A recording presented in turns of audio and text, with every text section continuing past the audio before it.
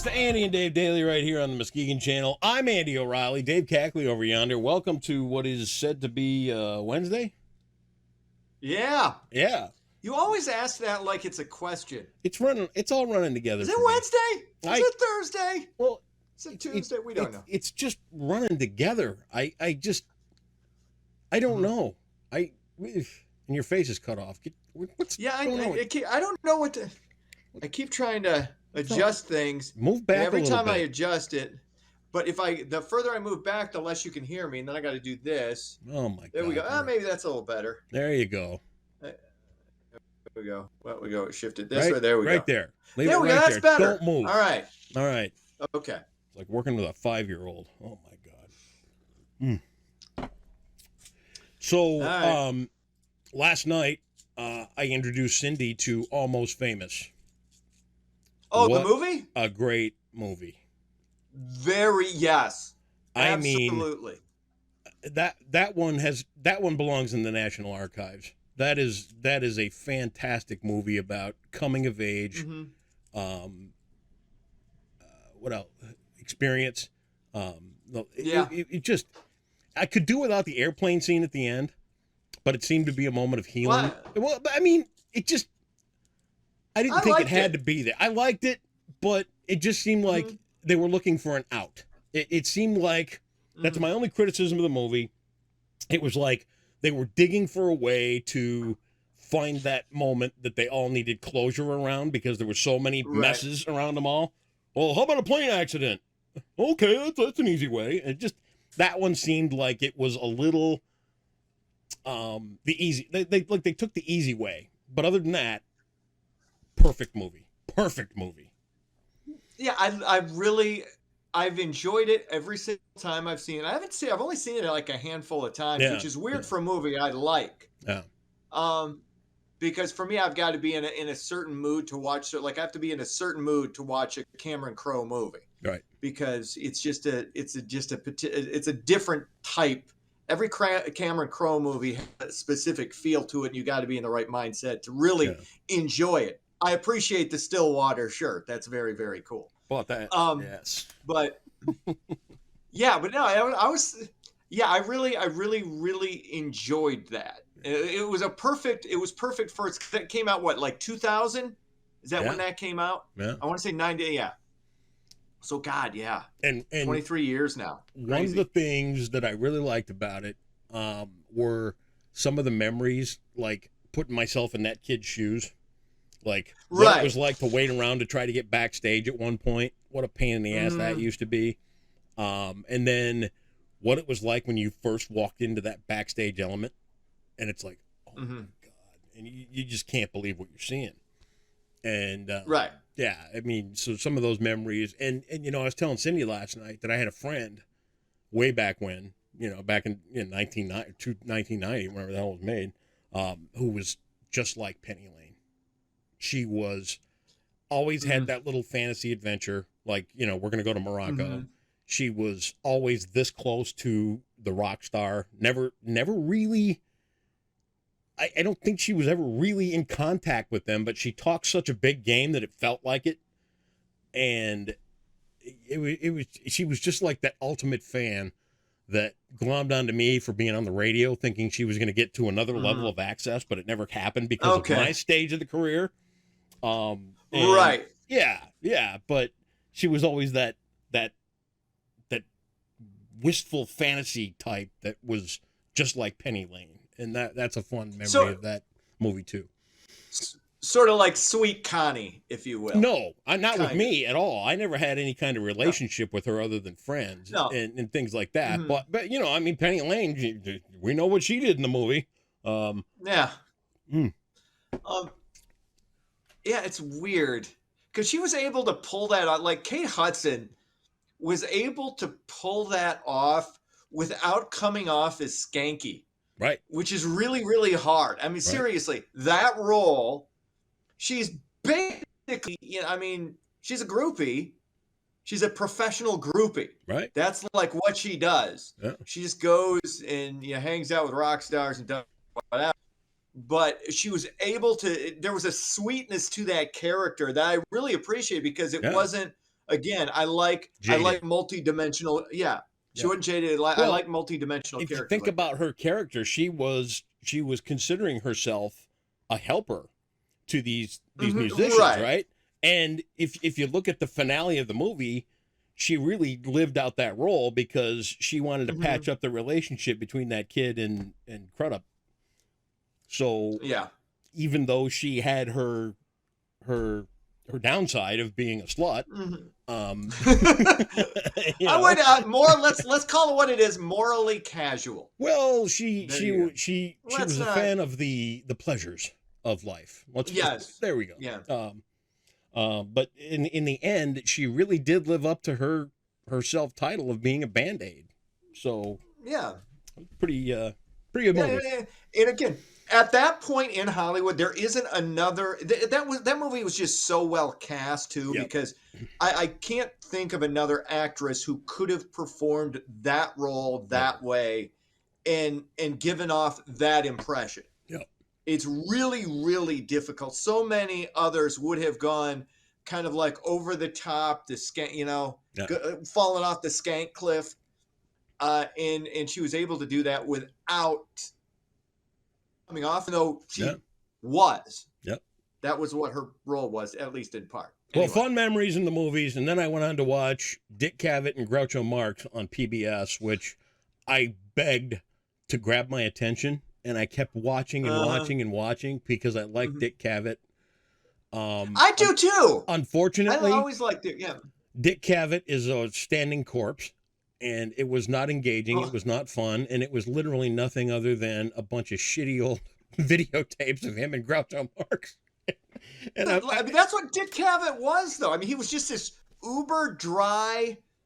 When people think of the epitome of like great legendary like Letterman was a great dry comic. Right. It was just, his humor was just dry. It was just that clever, not hysterically funny, but just you smiled. It was one of those things, and that's what Dick Cavett kind of did. I think an underappreciated talk show. Whoever made this documentary with Dick Cavett and Groucho Marx failed in the fact that they did not put anything in this other than a very old and bad-looking Dick Cavett strolling down memory lane with no real teeth on anything other than talking about Groucho Marx making appearances on his show and Groucho Marx singing old songs and stuff. I'm like, give me something.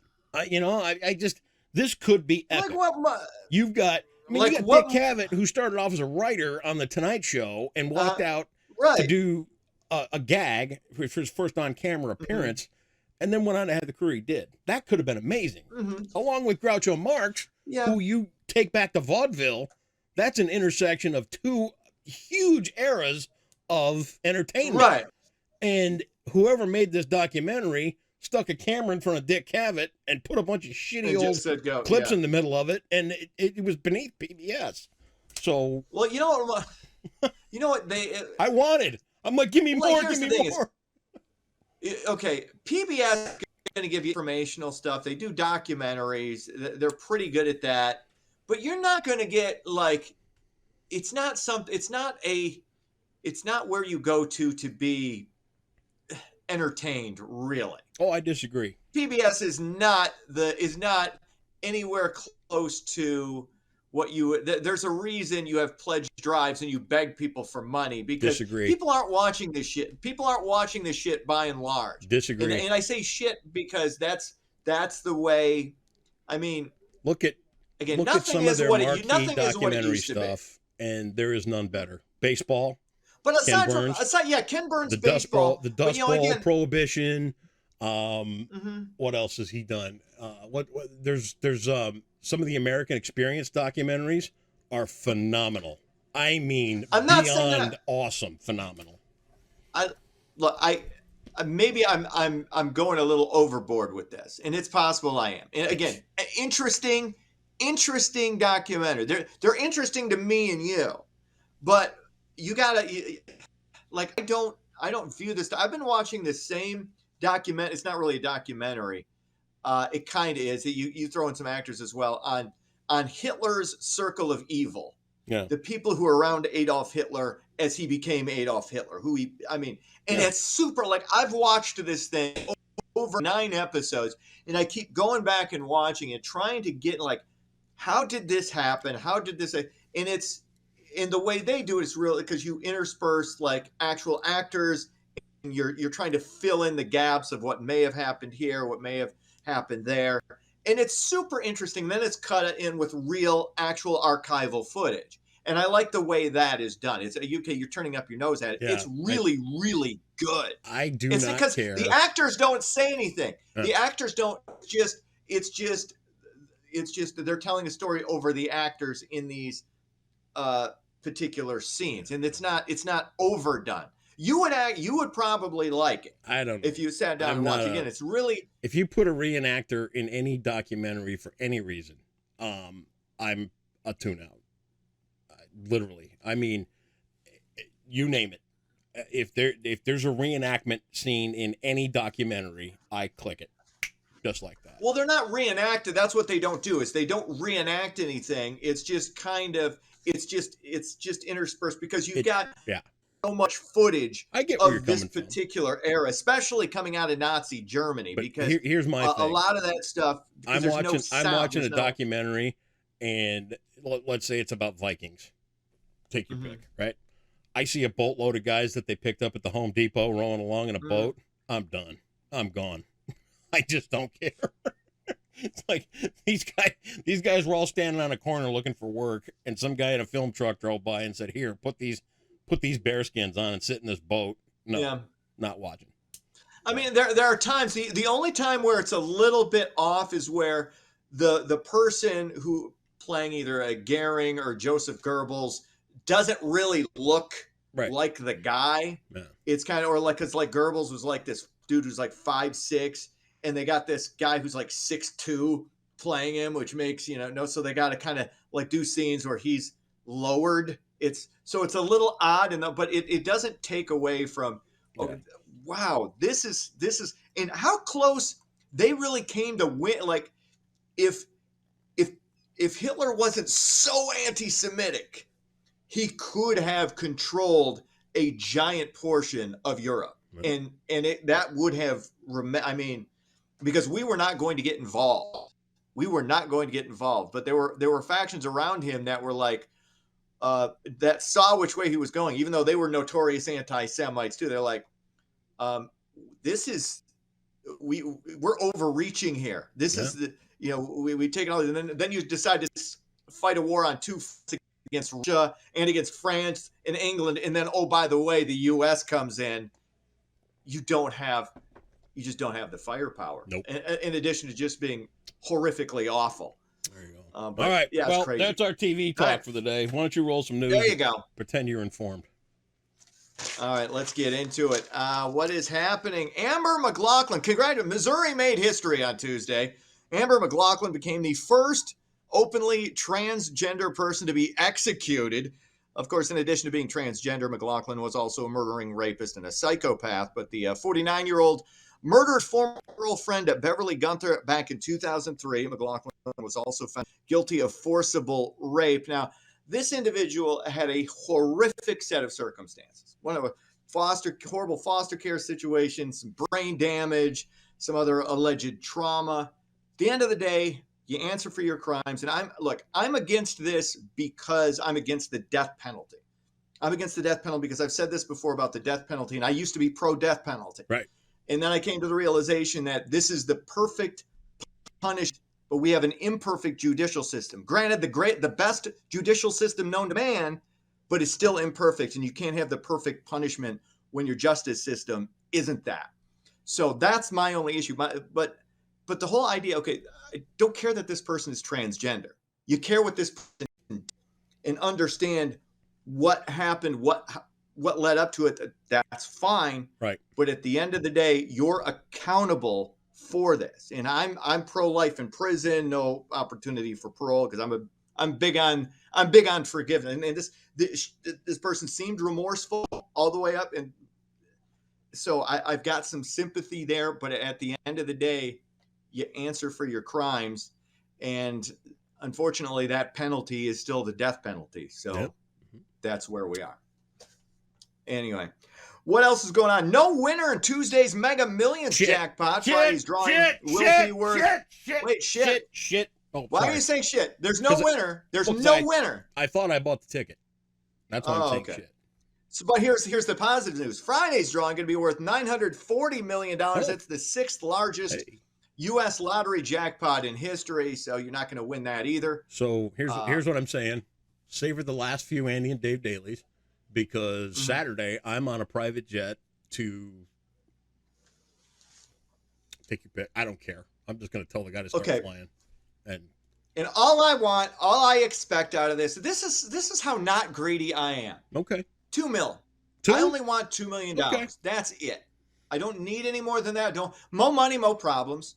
So I don't need mo. Okay. I need, just enough to kind of set me up, and I'll get a nice house, probably in East Grand Rapids or something. Maybe a pool and a hot tub. Maybe you know what? Maybe I'll buy some property out there on Twin Lake now. Who knows? Maybe I can live that life. I don't know. We shall see. Know. All right. I'd like dare to dream.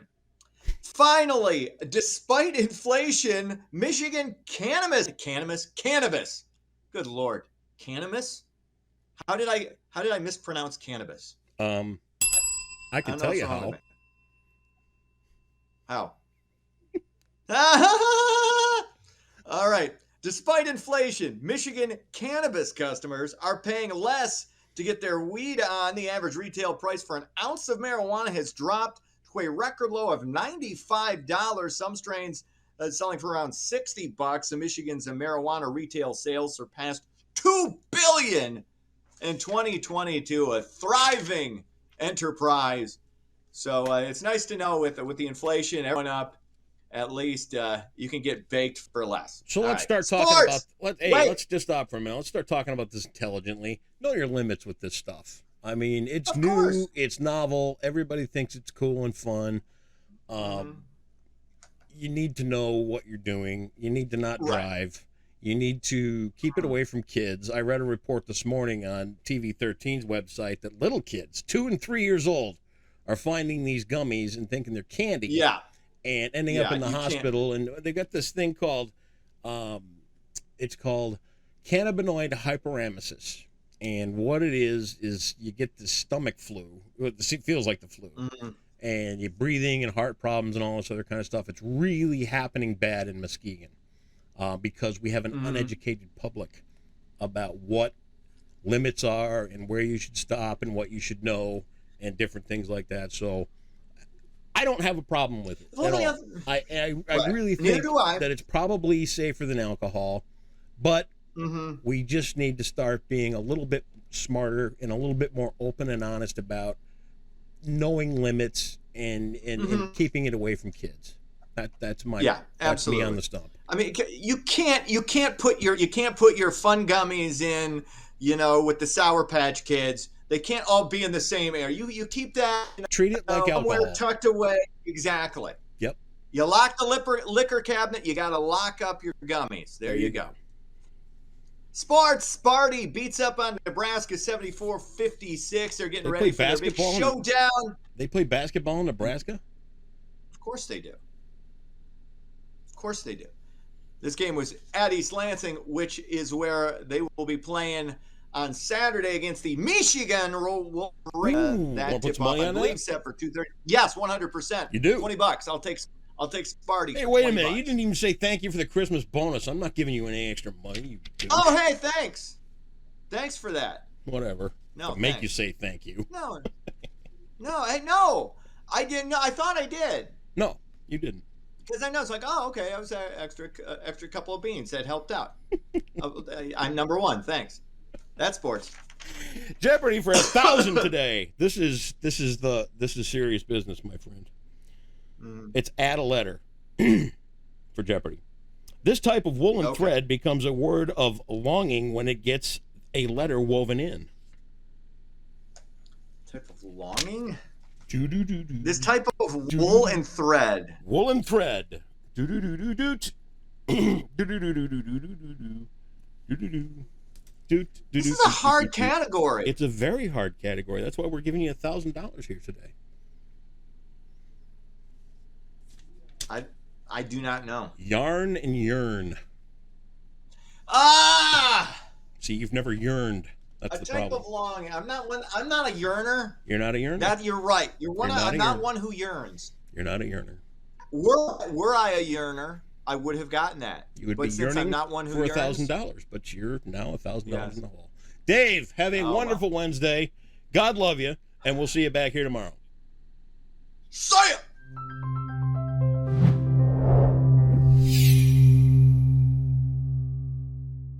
Happy Wednesday. Muskegon. Fog and isolated rain showers will be our weather story throughout the day today, so let's look at your forecast brought to you by Trinity Health. Your Wednesday weather headlines show we will have isolated rain showers throughout the day, like I said, but we're not expecting much accumulation with this, nor will it be that impactful. However, foggy conditions look likely to start your Wednesday, especially between 5 a.m.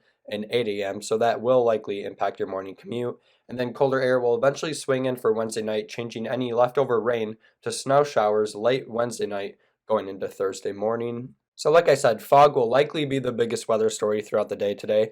This is the visibility forecast at 6 a.m. for your Wednesday, and anywhere in pink has very low visibility, so widespread dense fog is definitely possible across West Michigan. However, that will likely move out of the area by 8 or 9 a.m. or so this will mainly impact your morning commute if you have a commute earlier than 8 o'clock in the morning. And then for the rest of the day, really the only thing we have to deal with is some leftover isolated rain showers, so that won't be a big problem because they will be few and far between and they won't be all that heavy either. So for your Wednesday, expect highs to be in the lower 40s like they were yesterday, and then eventually we'll get that colder air to move in for Wednesday night. And you can see that on your day planner. We'll likely start the day with some fog, and then isolated rain showers are expected for the remainder of the day, but it definitely won't be raining the entire day with a high of 41, and then we'll cool down to 34 with a mix of precipitation, both rain and changing over to snow later in the night. But honestly, we're not expecting a whole lot of snow. This is the snowfall forecast through Friday morning, so this includes any snow we'll see on Thursday, which will likely have the best chance of seeing snow.